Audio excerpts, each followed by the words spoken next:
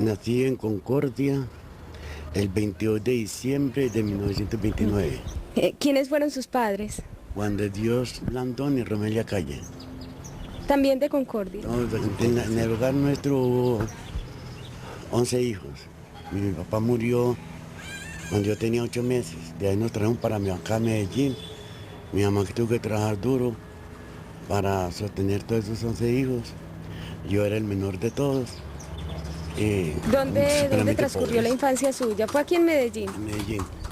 En Medellín, aquí estudié el primer año ¿Cómo y el recuerda su segundo. infancia? Muy bueno, una infancia feliz, con mucha pobreza, pero muy feliz porque esos tiempos eran muy buenos y era una paz con los que uno convivía, no es como ahora que es una cosa tan espantosa.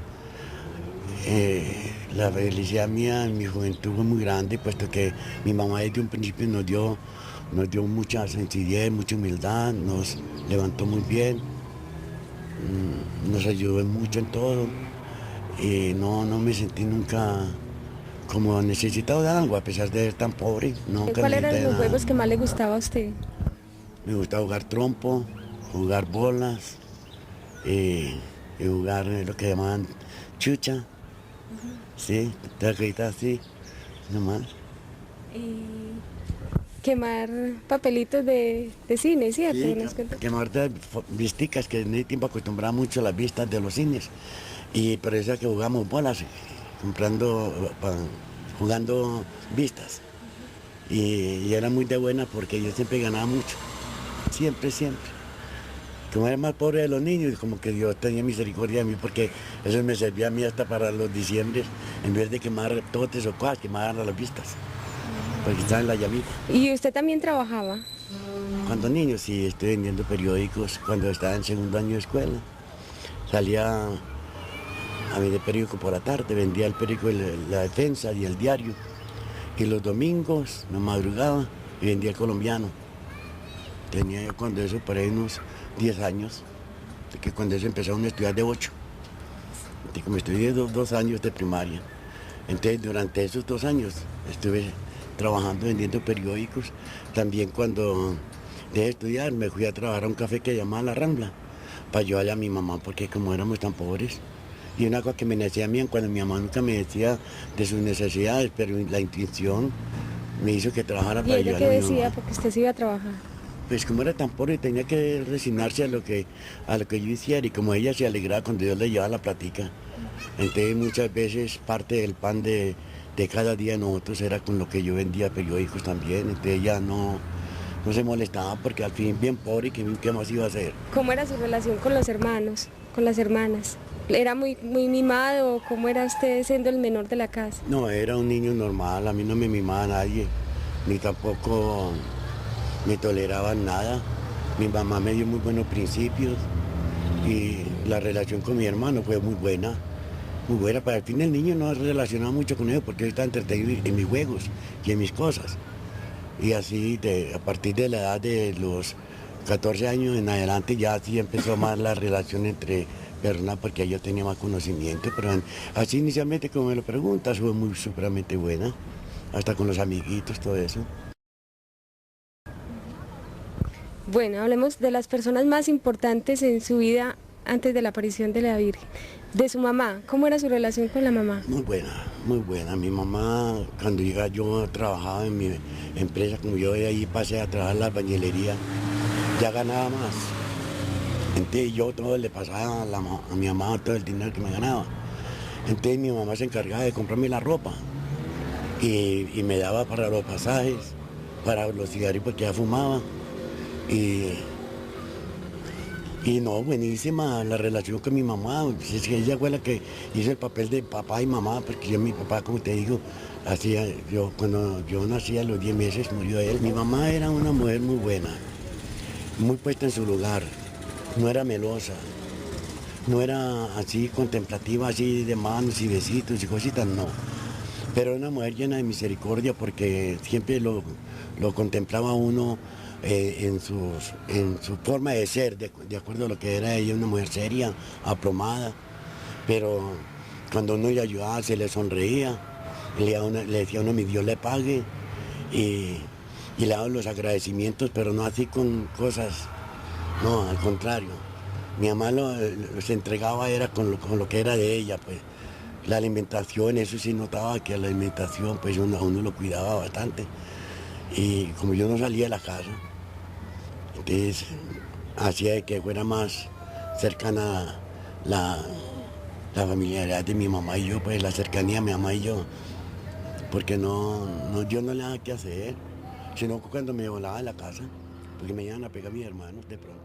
¿Y usted tenía amigos de juventud con los que salía de pronto a pasear o No, no, a reunirse con ellos?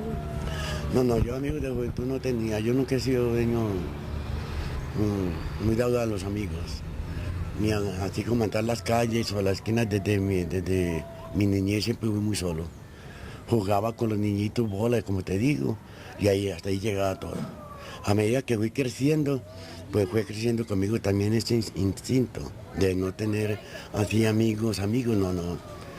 A mí, así compañeros de trabajo, me relacionaba bien con ellos, pero para dialogar de trabajo, de cosas. Pero así como yo salir a andar Bueno, las calles de con ellos. personas, hombres que hayan vivido en su vida, que hayan existido en su vida, ¿usted tuvo alguno que quiso seguirle el ejemplo, que les recibió consejos?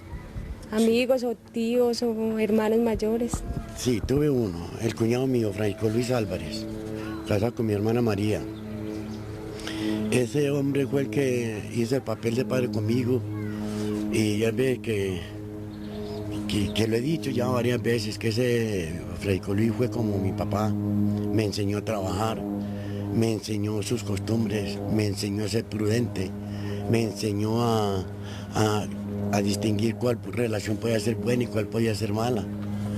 Todo el saber de mi trabajo de albañilería que llegué a ser hasta segundo encargado de obra, pues todo se lo agradezco porque me enseñaba hasta a dibujar y a desarrollar planos.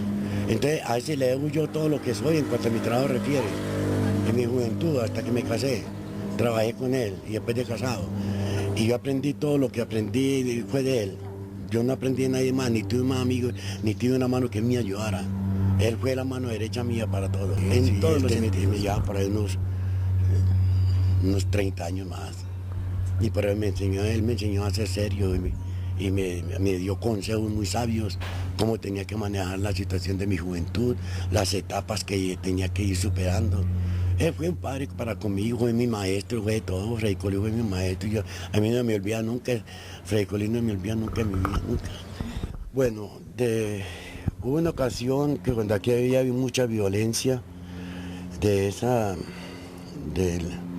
política, que eso fue como en el 48, en el año 1948, pues yo resolví irme para Concordia por recomendación de un hermano mío para que le ayudara por allá atrás a una finca, allá donde me conocía Oliva. Ella y yo tuvimos relaciones de noviazgo por como un año. Al año tuvimos un disgusto y yo me vine para acá. Y seguí trabajando aquí en Medellín con mi cuñado Francisco Luis, que siempre ha sido siempre fue mi compañero desde mi niñez. Y al año volví a Concordia y hice la relación con Oliva. ¿Qué cualidades vio usted en esa mujer para que quisiera ser su compañera? La vi era una persona sencilla, humilde, que era una persona accesible, que era como muy acorde a lo mío también. O sea que había, ¿cómo es que se dice? Sí, eso. Y me pareció que era la única persona que podría ser como la persona a quien yo podía entablar ya mi relación definitiva como esposa. ¿Cuántos hijos tuvo usted? Fueron 10. 10 y uno que murió. ¿Y en qué época se casaron ustedes? En el año de 1951. ¿Estaban en la violencia política? Todavía estaban en la violencia. Todavía. Y ahí era la fuerza inclusive. Ahí fue donde inclusive a los poquitos días, como los 3 o 4 meses, fue donde me tuve que ir para Concordia, porque al hermano mío y a mi suegro le está yendo muy mal con la cuestión de la política.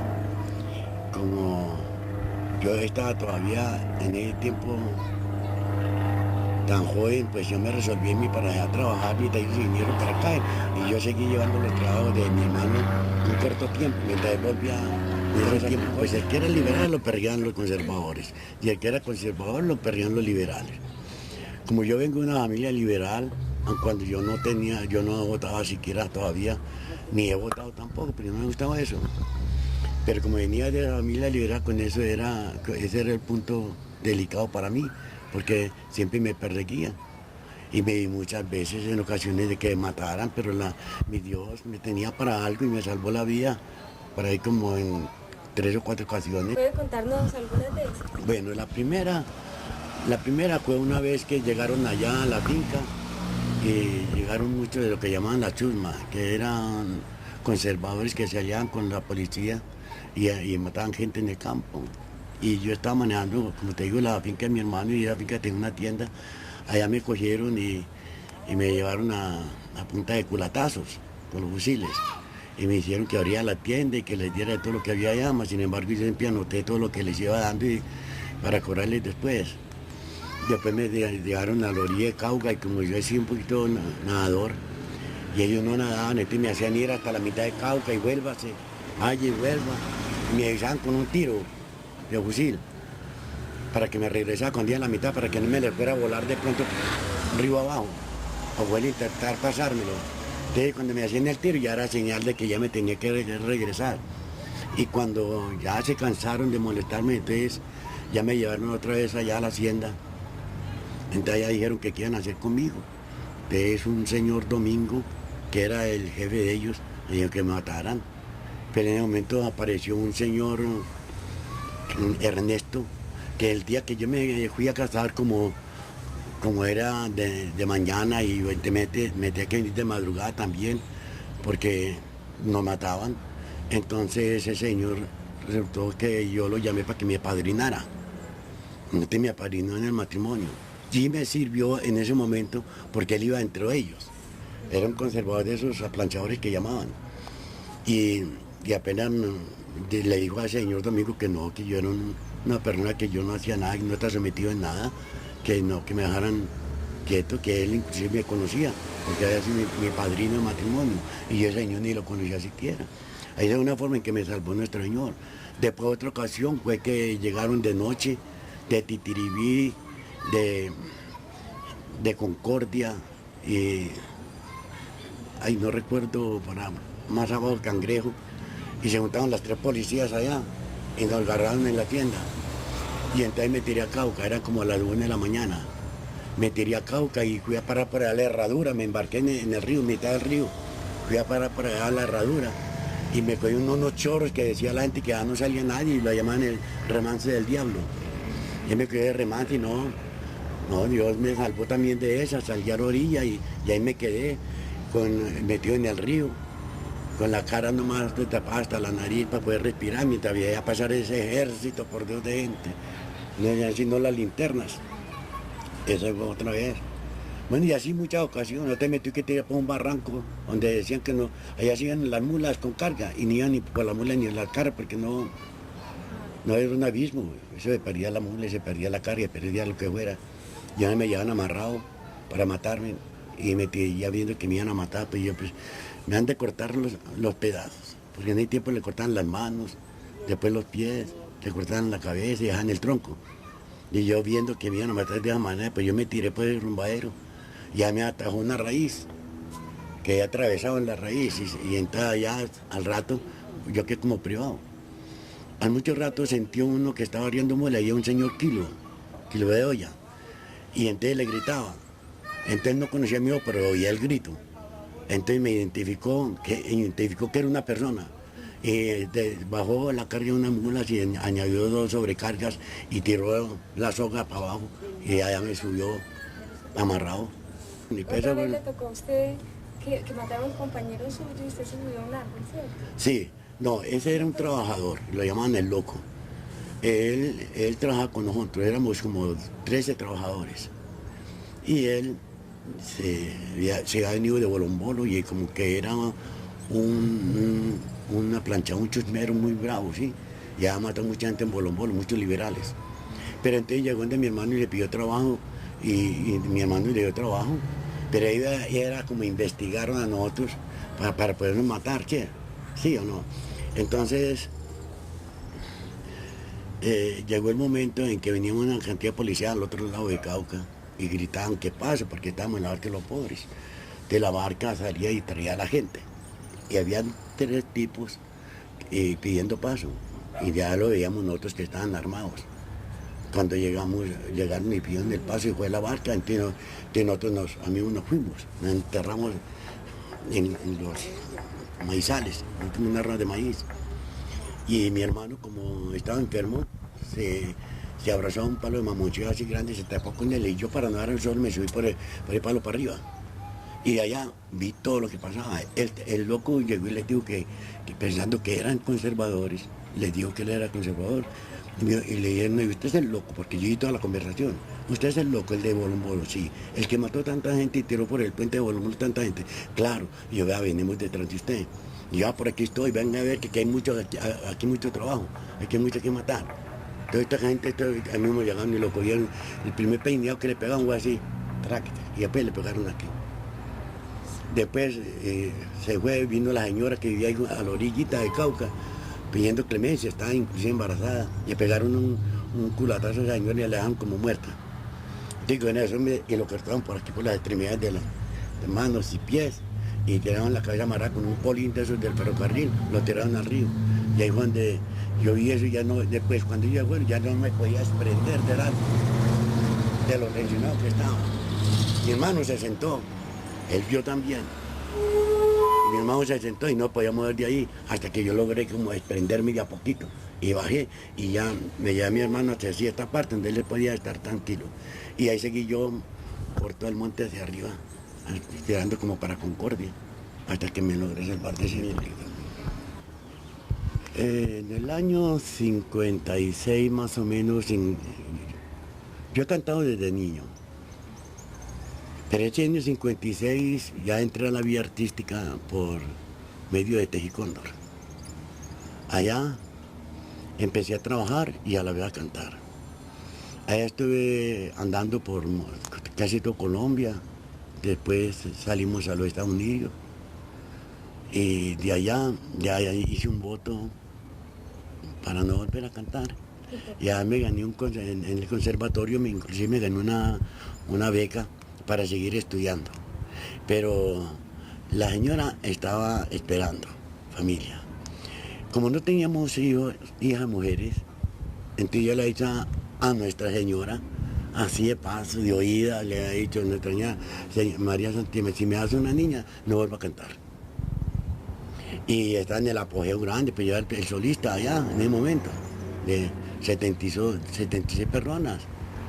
Entonces, yo iba pues para arriba, tanto que me gané, yo estaba supremamente bien. Entonces vine aquí a Medellín y con la idea de que me volvía para los Estados Unidos a seguir estudiando. Y en esa nació la criatura y era una niña. Entonces me recordé de la promesa que le había hecho nuestra señora, inmediatamente renuncié al conjunto. Y entonces ya en el conjunto, la fábrica, empezó a hacerme represalias porque no volví a cantar en las emisoras, porque yo era patrocinado por ellos. Y nosotros le damos la cuña precisamente al conjunto Tejicóndor y hasta la fábrica de Tejicóndor. Entonces al no volver a cantar, entonces empezaron a membrarme en el sueldo. Hasta que me hicieron salir, que ahí fue cuando me fui para Concordia. ¿Cómo se sintió con haber tomado esa decisión de salirse del grupo? Yo me sentí bien porque mi hija llenó todo. La niña, lo que yo esperaba, entonces ya llenó todo lo demás. Y ya no me provocó ni volver a cantar siquiera. Y este momento que yo no volví a cantar desde eso hace muchos años. Marina tiene por ahí como 38 años, eso es que yo no canto. Bueno, y después entonces cuando terminó ese trabajo en Tejicóndor, usted se fue a Concordia. Sí. ¿Cuántos años vivió allá? ¿Cómo fue esa época? Allá viví 7 años. Durante esos 7 años yo llegué allá como carnicero. No tenía ni siquiera con qué comprar novillo, que comprar el puestecito. Y un señor, José Pablo Flores, fue el que me dio el novillo y el marrano para empezar a trabajar. Como a los 3 meses ya había pagado, ya había librado. Después conseguí una tiendecita, después conseguí una panadería, después conseguí un almacén, después compré la finca, empecé a comprar ganadito y al último cogí mucha plata. Y ya una vez que ya pensando bien la situación de mi vida y sabiendo que me estaba alejando de mi familia, porque ya pensaba no más que en los negocios y en mis hijos, ya no me preocupaba mucho por ellos ni por la señora, aun cuando veía por ellos, se veía por mí y todo correctamente, pero no sentía el amor de un padre, sino que sentía más bien el amor de mis negocios. No estaba consiguiendo tanta. Entonces una vez me fui para un alto, un potrero muy arriba, y empecé a leer un librito que me había regalado mi mamá, que se llama Hacia Jesús. Entonces empecé a leer ese librito y yo sentía que algo me arropaba, que me cogía. Miraba, pero yo estaba en un lugar estratégico que yo veía para todos los lugares, sí. Pero yo, a medida que iba leyendo, pues, yo sentía que alguien me cogía, a pesar de que yo ni sabía leer ese libro. Porque yo leía eso como si fuera un periódico. Sí. Bueno, pero sentí algo que me invadía y llegué hasta el punto de nerviosismo que estoy que salir a la carrera por ese potrero para abajo hasta llegar a la casa. Me recosté y allá reflexioné y yo, no hombre, esto no puede ser vida para mí. Yo voy a renunciar a las riquezas. Pues yo ya tenía bastante, es que tenía bastante plata. Entonces decidí, salí, me fui como a las 3 de la tarde, me fui a buscar al padre Pulgarín, en Concordia. Ya le conté que quería que él me confesara y que yo quería renunciar a lo que yo tenía. Como yo le vendía la carne a los sacerdotes, me decían que yo estaba loco. Yo les decía que no, que yo había tomado esa decisión.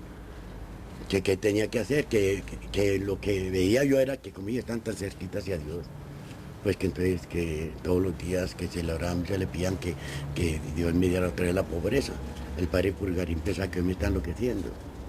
Entonces a lo último lo convencí y ya me dijo que fuera el otro día a misa 5 y que a las 3 primeras personas que llegaran, que le diera que ofrecían la misa por la necesidad que yo tenía. Y mi necesidad era que llegaran, me quitaran la plata que yo tenía. Así que llegó la primera señora, después de haber entrado mucha gente a la iglesia, le dije, me dijo que con mucho gusto, y entró la segunda, le dije lo mío, que con mucho gusto. Ya el padre iba a celebrar, él sabía también que tenía esa intención. De pronto llegó la tercera, una ancianita, una monjita, y era una ancianita. Y entonces yo le dije que si ofrecía la misa por una idea que yo tenía, ella me dijo que con mucho gusto. Así que ya nos entramos y empezamos a participar de la misa. Y en el momento que nos paramos a comulgar, pues yo, ¿cómo se dice? Conciencialmente me arrodillé después de la comunión junto a la hermanita esa, que era una ancianita. Entonces yo escuchándola cómo rezaba, entonces me puse a rezar con ella. Entonces la señora, la hermanita esa me dijo, me dice que ella ofrece la comunión conmigo, sí, hermanita. Entonces yo, diga lo que yo digo. Entonces yo decía lo que ella decía. Hasta que se terminó la misa, nos fuimos. Y la hermanita no volvió a resultar, porque inclusive yo vendía la carne al convento y fui a preguntar por ella, y ya no existía la hermanita esa. ¿Nunca me la volvió? No, es que yo ni la había visto, jamás. Ni la volví a ver jamás. Perdóname la redundancia, porque ni antes ni después no, yo no, y preguntaba por esa hermanita, y andé por todo el convento buscándola, porque como ya me tenían confianza, pues yo no puedo encontrar ninguna anciana allá, estaban jóvenes todas. La hermanita mayor tendría pues unos 40 años, pero la que yo vi era por ahí de 70, 80 años. Mire eso. Después de eso ya me llegó la pobreza, a los 2 meses ya había en la mitad de la riqueza que yo tenía, se me volcó la finca, ya no vendía palma, ya no vendía carne, y digo que voy para abajo, y digo que voy a vender ganado para poder mercar, para poder cumplir con mis deberes. Y por ahí como a los 6 meses ya me tuve que ir de Concordia arruinado. Vendí unas 2 o 3 vaquitas que tenía para poder conseguir el transporte. ¿Y a dónde llegaron? Al 20 de julio, a la América, al 20 de julio. Allá puse una panadería con lo poquito que me quedó, pero chiquitica. No trajo sino medio bultico de harina. Y yo estaba enseñado a traer una carga de harina. Te decía, cuando trajan la panadería Concordia, yo trajo una carga diaria de harina. Y ya cuando vine aquí en Medellín el 20 de julio, pues no traje sino medio bultico de harina. Y como era tan poquita la producción, pues entonces yo me fui quebrando más y más y más hasta que llegó tanto la pobreza que me tuve que ir a crear una casita de Aranjuez. En Aranjuez conseguí una casita, allá había un chucito de tienda y seguí con el chucito de tienda. Hice el negocio con el mismo dueño de la casa. Ya seguí trabajando, pero como la obligación ya era tan dura, pues desafortunadamente todos los días más poco. Una vez llegó una señora, estaba lloviendo, a la tiendecita. Y me pidió que le diera algo de beber entonces yo le destapé un fresquito. Y me dijo que no, que ella quería agua. Y yo quería tomar fresquito. Y ella un paraguas. La señora le tomó el fresquito, me dio los agradecimientos y me dijo que me iba a regalar ese paraguas. Y yo que me iban a pagar, que se lo llevara, que ya no necesitaba más que ella, porque ella estaba andando como era como una pordioserita. Y yo, no, lléveselo, señora, que usted lo necesita más que yo estoy aquí en mi casa. Me dijo, no, llévese el paragüitas, hijo, así con esas palabras. Ya el paragüitas dijo que a usted le van a venir muchas borrascas. Ya es bueno que usted tenga esos paraguas para que apare todos esos vendavales que le van a venir encima. Déjelo. Y entonces vi la insistencia de hasta que le dije, bueno, señores, Dios se lo pague. Era un paragüitas viejísimo. Era hasta bonito, un paraguas negro que se llama bonito, lo puro viejo. Pero ahí tenía unas blanquitas, unas rayitas blanquitas hacia alrededor, como 3 rayitas blanquitas en todo el paraguas. Así que entonces yo dejé el paragüitas ahí y a los pocos días ya sí fue nada. Ya empezamos ya a sufrir bastante. Sí, a sufrir bastante hambre. Sí, todas las familias. Entonces yo me fui a la emisora, a La Voz de Antioquia, a pedir que anunciaran si necesitaban una persona para emplearse. Yo sabía de cerrajería, que había aprendido en Tejicóndor. Y sabía de algo de trabajo de albañilería, como te lo contaba, y fui a ofrecerme. Y nadie, no resultó ni trabajo siquiera. Yo salía a las 6 de la mañana y llegaba a las 7 de la noche sin trabajo, sin conseguir nada en ayunas. Y entonces ya yo vi que pues la desgracia en mi casa, los pobres muchachitos, y me recordaba de lo que yo le pido a mi Dios. Esa casa tenía un subterráneo.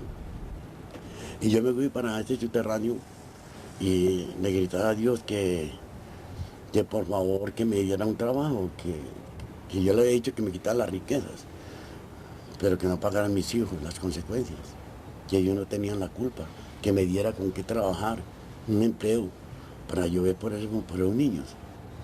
Y desesperado y llorando profundamente, hasta que Oliva fue y me sacó de allá de ese sótano. Y al otro día llegó un señor y me dijo que si yo quería comprar casa.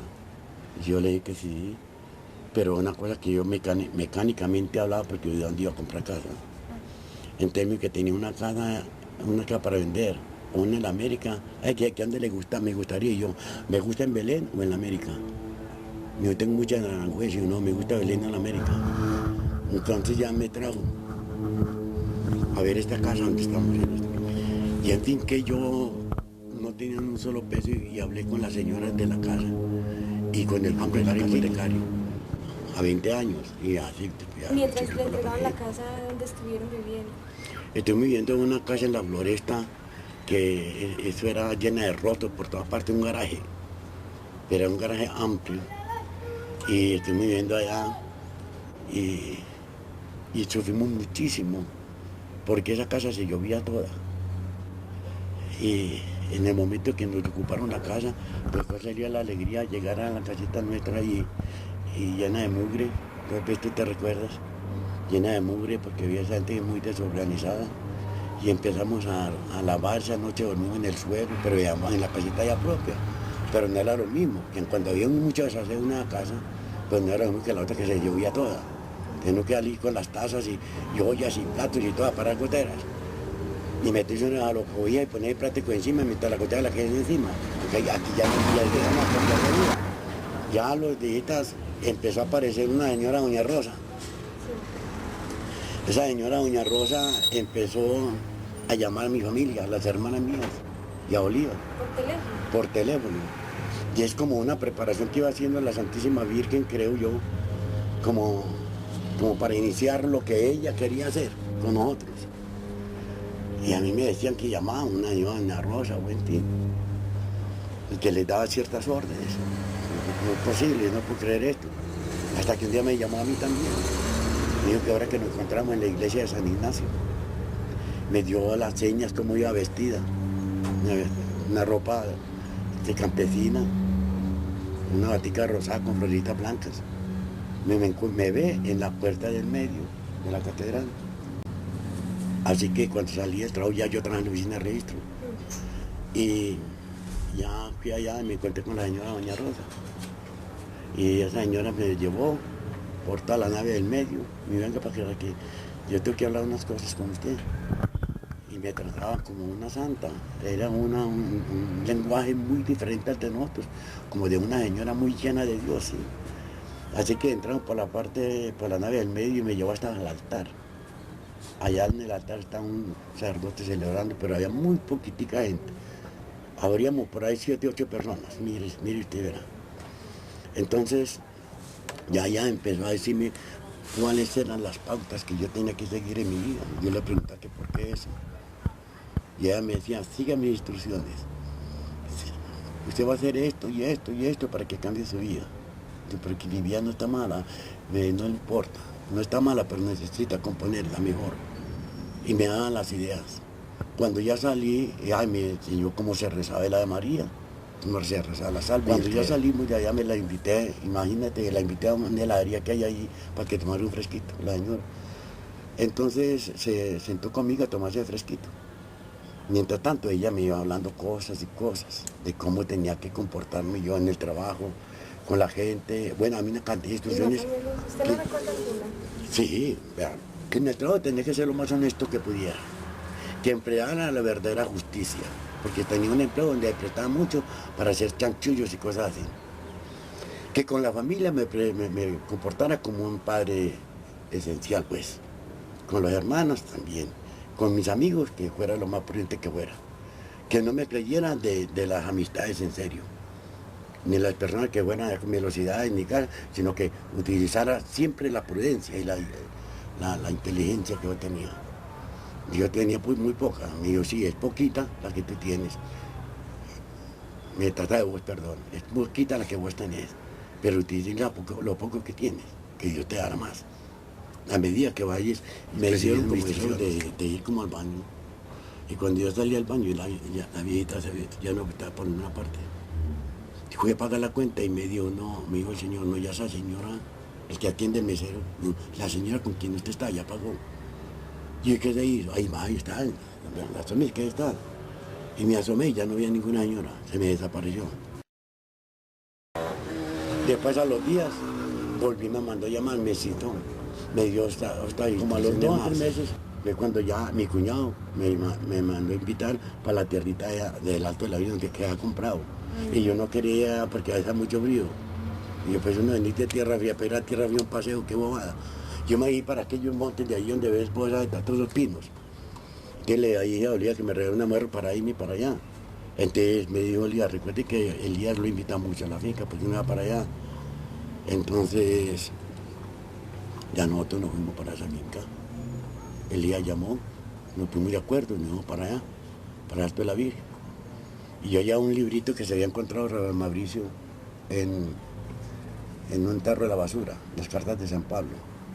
Pero yo no sabía siquiera qué era eso. Me dijo el niño, que era un niñito, y me dijo, papá, ya que se va a poder pasar, tome este librito para que lea. Porque él vio ahí un santo y yo, pues hombre, si mi papá va a ir a rezar por allá, porque yo tenía esa costumbre de que de pronto en el librito que mi mamá me había dado, perdón, pues yo de pronto me iba y me desaparecía y rezaba por allá. Entonces Mauricio se encontró eso en una basura y fue cuando me lo regaló.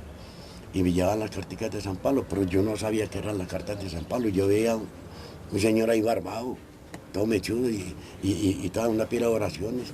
Y yo pues aquí leo yo otra vez, y las oraciones eran las cartas. Entonces me fui para allá cuando encontré la ¿Cómo Santísima vivía Virgen. usted la religión antes de la aparición de la Virgen en esa época?